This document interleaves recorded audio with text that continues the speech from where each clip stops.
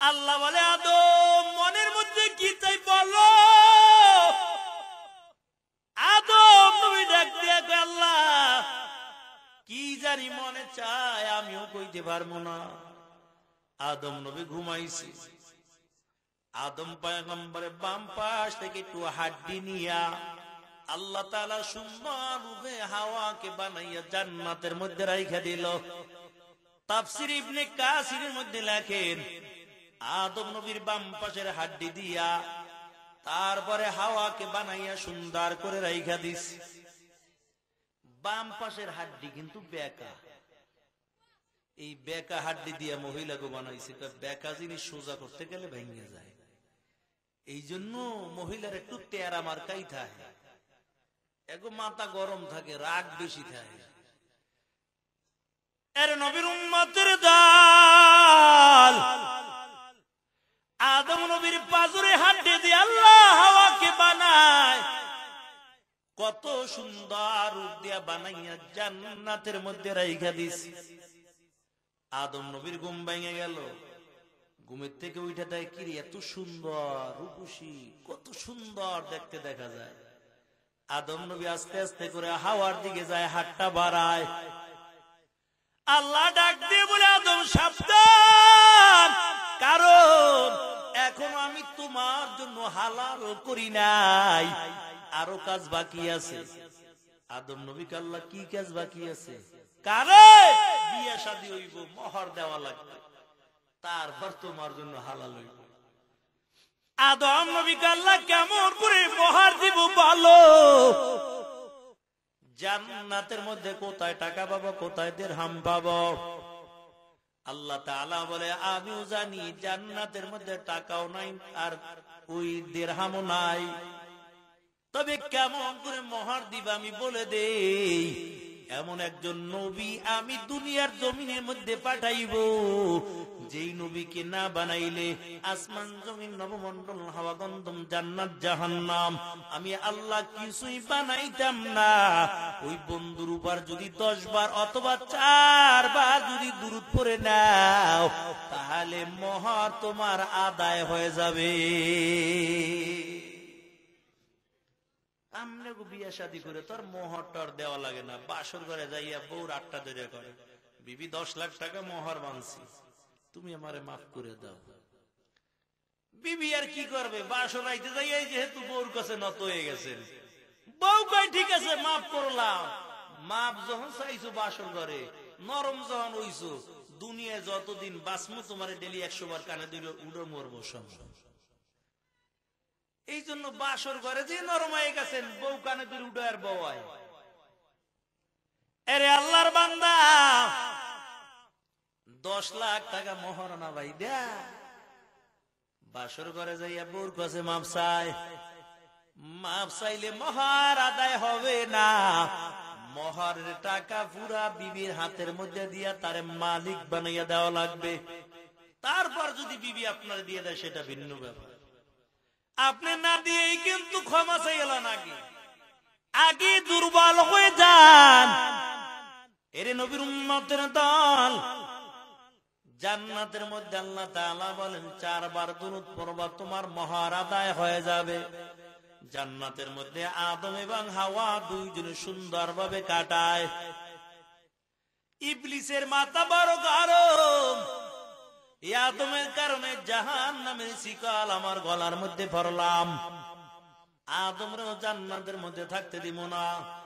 তবে আল্লাহ তাআলা আবার জানাইয়া দেয়, আদম এবং হাওয়াকে ডাক দিয়ে বলে সাবধান, ও যে একটা গাছ দেখা যায় ওই গাছের নিকট তোমরা যাইবা না। যদি গাছের নিকট যাও তাহলে খবর আছে, গাছের কাছেও যাইবা না, গাছের ফলও খাইবা না। ইবলিস ধোঁকা দেওয়া শুরু করে দেয়।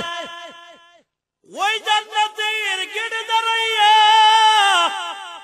হাওয়াকে ডাক দিয়া বলে হাওয়া আসো, আমি কিছু ওয়াজ করতে চাই। হাওয়া কয় তুমি কি ওয়াজ করবা? কয় তোমাকে ভালো ভালো কিছু ওয়াজ শুনাইয়া যাই, তো আরো কাছে আসো। জান্নাতের গেটের সামনে দাঁড়াইয়া এবার মিস্টার ইবলিস ওয়াজ শুরু করে দিলে। হাওয়া আল্লাহ যে ওই গাছের নিকট যেতে নিষেধ করেছে, কেন মানা করছে জানো? কয় না, গাছের কিনারে যদি যাও, গাছের ফল যদি খাও, আল্লাহ তোমাদের আজীবনে জান্নাতের মধ্যে রাখা আল্লাহর কাছে এটা বাধ্যতামূলক হয়ে যাবে। তোমরা জান্নাতে থাকতে পারবা না বেশি দিন, তবে জান্নাতে যদি থাকতে চাও ওই গাছের ফল তোমরা খাইও, আজীবন তোমরা জান্নাতে থাকতে পারবা। মহিলা গো, মন আবার একটু নরম, যা কয় তাই বুঝে। এর নবীর উম্মতের দল হাওয়া আদম দুইজনে মিলে গাছের নিকট চলে গেল।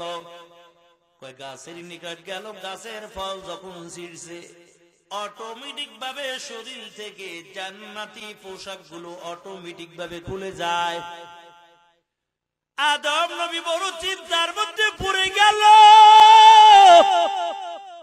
হাওয়াও বড় চিন্তার মধ্যে পড়ে গেল, কারণ জান্নাতি পোশাক গুলো শরীর থেকে খুলে পড়ে গেল। আদম পয়গম্বর জান্নাতি গাছের 3টা পাতা ছিঁড়ে তারপর নিজের লজ্জাস্থান ডেকে নেয়। হাওয়া জান্নাতি গাছের 5টা পাতা ছিঁড়ে তারপর লজ্জাস্থানটা ডেকে নেয়।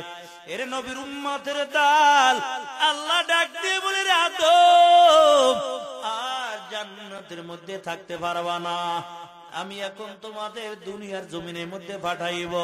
আল্লাহ তাআলা পৃথিবীর 2 দিকে 2 জনকে ফেলাইয়া দেয়। আদম নবীকে পৃথিবীর এক জায়গার মধ্যে নিয়ে ফালায়, আর হাওয়াকে ওই আরবের জিদ্দার জমিনের মধ্যে ফালাইয়া দেয়। আদম নবী 1 দিন আর 2 দিন না, শত শত বছর সিজদায় পড়ে কান্না করে আর বলে, আল্লাহ, একটা মাত্র ভুল করলাম, আল্লাহ মাফ করে দাও। আল্লাহ তাআলা ক্ষমা করে না, দোয়া কবুল করে না। এর নবীর উম্মতের দল আল্লাহ তাআলার কাছে এমন করে করে কাঁদলো, আল্লাহ তাআলা আদম নবীর দোয়া কবুল করে না। কিন্তু একদিন আল্লাহর কাছে কান্না করার দোয়া করে, ও দর মালিক, ওই জান্নাত দিয়া যখন জান্নাতের গেটের মধ্যে ঢুকলাম, জান্নাতের গেট দিয়া যখন জান্নাতের মধ্যে ঢুকে গেলাম, আল্লাহ, জান্নাতের গেটের মধ্যে লেখা ছিল লা ইলাহা ইল্লাল্লাহ মুহাম্মাদুর রাসূলুল্লাহ। আল্লাহ, তোমার নামের সঙ্গে কার নামটা লেখা রাখছো? জান্নাতের রুমে রুমে ওই তোমার বন্ধুর নামটা লেখা। আয় আল্লাহ, কাকে তুমি বন্ধু বানাইছো? আয় আল্লাহ, তার উসিলা করে আল্লাহ তুমি দোয়া কবুল করে নাও। আল্লাহ ডাক দেয়া বলে, আদম, আমার বন্ধুর নামের উসিলা দিয়া যদি আরো আগে দোয়াটা করতা, আমি আল্লাহ আরো আগে তোমার দোয়া কবুল করে নিতাম। তবে আল্লাহ দোয়া শিক্ষা দিয়ে দেয়, এরে আদম, আমি আল্লাহর কাছে এমন করে করে দোয়া করো, রব্বানা যালামনা আনফুসানা ওয়া ইল্লাম তাগফির লানা ওয়া তারহামনা লানাকুনান্না মিনাল খাসিরিন।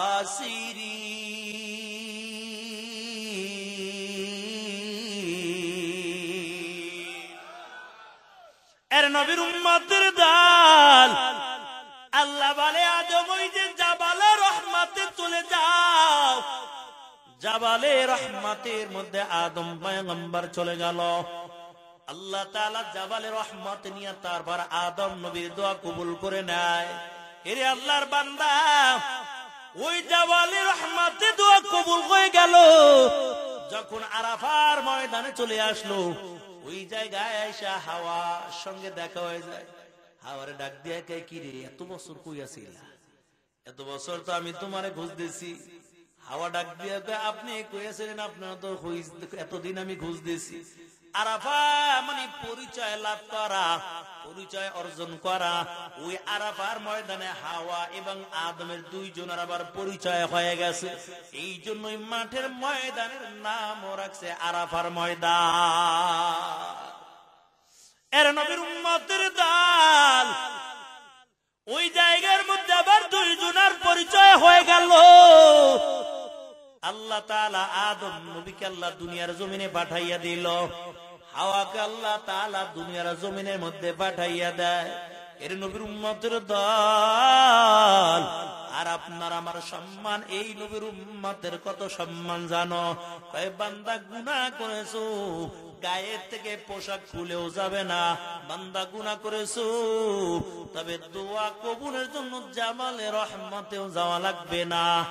দোয়া কবুলের জন্য ওই মক্কায়ও যাওয়া লাগবে না। কয় বান্দা গুনাহ করেছো, আল্লাহ তাআলা সুন্দর তোমার ঘর থেকে আল্লাহ বের করেও দিবে না। কারণ মায়ার নবীর উম্মতের সম্মানে বান্দা জমিনে যেই জায়গায় থাইকা ওই মালিকের কাছে খাটি দিলে তওবা করে নিবা, আমার আল্লাহ তোমার জীবনের সব গুনাহগুলো মাফ করে দিবে। তবে আল্লাহ দুনিয়ার জমিনে পাঠাইয়া পরীক্ষা করবেন। আল্লাহ বলেন, ওয়ালানাবলুওয়ান্নাকুম বিশাইইম মিনাল খাউফ ওয়াল জু'i ওয়া নাকসিম মিনাল আমওয়ালি ওয়াল আনফুসি ওয়াস সামারাত ওয়া বাশশিরিস সাবিরিন। আল্লাহ তাআলা বলেন, অবশ্যই অবশ্যই আমি তোমাদের পরীক্ষার সম্মুখীন করবই করব। তবে তারা যারা পরীক্ষার মধ্যে পাশ করতে পারবা, আল্লাহ তাআলা বলেন তাদের জন্য রয়েছে জান্নাতের সুসংবাদ। তবে আল্লাহ কি দিয়া পরীক্ষা করবেন? আল্লাহ বলেন, আল খাউফ, আমি ভয় দিয়া পরীক্ষা করব। ওয়াল জু, আল্লাহ বলেন আমি ক্ষুধা দিয়া পরীক্ষা করব। মালামাল গুলো তোমার থেকে আলাদা করিয়া, ওই ফসল গুলো নষ্ট কইরা, সন্তান গুলো দুনিয়ার থেকে নিয়া, তারপর আল্লাহ তাআলা পরীক্ষা করবেন। তবে পরীক্ষার মধ্যে যারা ধৈর্য ধারণ করবা, আল্লাহ তাআলা বলেন তাদের জন্য রয়েছে জান্নাতের সুসংবাদ। আর আমগো সন্তান যদি অল্প বয়সে মারা যায়, আরে মা জমিনের মধ্যে আটকা, আবার আর একজন ফেরেশতাকে বাবা রূপ দিয়া, দুইজন ফেরেশতাকে মা বাবা রূপ দিয়া তারপর বাচ্চার সামনে দাঁড় করাইয়া দিবে। আল্লাহ বলবে, যাও যাও, এটা তোর মা আর এটা তোর বাবা। ওই ছোট্ট বাচ্চাটা দৌড় দিয়া মা এবং বাবার নিকট চলে যাবে। আবার কাছে যাইয়া যখন লাফ দিয়া গলাটা ধরবে, আবার মুখটা বেজার করে আবার কোলের থেকে নেমে যাবে। আল্লাহ বলবে, কেন তোমার মুখটা বেজার হয়ে গেল? ওই ছোট বাচ্চা বলবে, আল্লাহ এটা আমার মা না, এটা আমার বাবা না। আল্লাহ বলবে, কেমন করে তুমি বুঝলা এটা তোমার মা না, এটা তোমার বাবাও না? ওই ছোট নাবালেক সন্তান ডাক দিয়া বলবে, আল্লাহ আমি ছোটবেলা আমার মায়ের কোল খালি করে যখন চলে আসলাম, আমার মায়ের কলিজাটা জ্বলে পুড়ে সারকার হয়ে গেছিল। আয় আল্লাহ, আমি যখন কোলের মধ্যে উঠলাম, ওই কলিজা পোড়া গন্ধ আমার নাকের থেকে পাই না। আমি আবার বাবার কোলের মধ্যে চড়লাম, ওই কলিজা পোড়া গন্ধ আমি পাই না। আমার মায়ের থেকেও আমি পাই না, বাবার থেকেও পাই না। এই জন্য আমি বুঝলাম এটা আমার মা না, এটা আমার বাবাও না। কারণ আমার মা বাবা যদি হইতো, ওই কলিজা পোড়া গন্ধ আজকে আমার নাকের থেকে আমি পাইতাম। আল্লাহ ডাক দিয়া বলবে, ওই তোমার মা বাবাকে হাজির করে দিব। আল্লাহ ফেরেশতাকে বলবে, ফেরেশতারা তার মা কই, তার বাবা কই? তার মা বাবাকে কাছে এনে দাও। আর আমি আল্লাহ ঘোষণা দিয়ে দিলাম, আজকে তোমার আসল মা এবং বাবাকে নিয়া আজকে তুমি জান্নাতের মেহমান হয়ে যাও। এর নবীর উম্মতের দল। তাহলে আল্লাহ ফলাদি নষ্ট করে পরীক্ষা করবেন। আল্লাহ তাআলা ভয় দিয়া পরীক্ষা করবেন। আল্লাহ তাআলা ক্ষুধা দিয়া তারপরে পরীক্ষা করবেন। নবীদেরকে আল্লাহ তাআলা পরীক্ষার সম্মুখীন করেছেন। আদম নবীকে আল্লাহ তাআলা পরীক্ষার মধ্যে ফেলাইলেন। ইব্রাহিম খলিলুল্লাহকে আল্লাহ তাআলা পরীক্ষার মধ্যে ফেলাইলেন। ঈসা নবীকে আল্লাহ তাআলা পরীক্ষার মধ্যে ফেলাইলেন। আইয়ুব নবীকে আল্লাহ তাআলা পরীক্ষার মধ্যে ফেলাইলেন। ইবলিস ডাক দেখ, আল্লাহ ওই আইয়ুবকে বড় ক্ষমতার মালিক বানাইছো, এই জন্য তোমার ইবাদত বন্দেগী করে। আল্লাহ ডাক দেয়া বলে, ইবলিস না না, এই জন্য আইয়ুব আমার ইবাদত করে না। ইবলিসকে আল্লাহ তাআলা একটু ক্ষমতা দিয়ে দাও আমাকে, আমি একটু পরীক্ষা করব। আল্লাহ বলে, যাও যাও, আমি তোমাকে ক্ষমতা দিয়ে দিলাম। ইবলিস ডাক দেখ, আল্লাহ অর্ধেক ক্ষমতা দিলে হবে না, আল্লাহ তুমি পুরা পাওয়ার দিয়া দাও। আল্লাহ বলেন, যা পুরা পাওয়ার দিয়া দিলাম। এবার ইবলিসের মনের মধ্যে বড় খুশি। আইয়ুব নবীর শত শত উট ছিল, দুম্বা ছিল, ভেড়া বকরিগুলো ছিল, রাখালগুলো বকরিগুলো বিলের মধ্যে মরুভূমির মধ্যে চড়াইতেছে। হঠাৎ করে একটা বাতাস আসার পর সব বকরিগুলো মারা যায়। রাখাল কান্না করতে করতে আইয়ুব নবীর কাছে হাজির হয়ে গেছে। রাখাল কান্না করে আর বলে, পয়গম্বর আপনার সব বকরিগুলো মারা গেছে। আইয়ুব নবী ধমক দিয়াও কথা বলে না, ডাক দিয়া বলে, রাখাল কান্না করা লাগবে না, কারণ আল্লাহর মালগুলো আল্লাহ নিয়ে গেছে, আমার কোনো চিন্তা নাই। যেই সময়টাই মালের পিছে আমি ব্যয় করতাম, এই সময়টা এখন আমি আল্লাহর ইবাদতের মধ্যে আমি কাটাইব।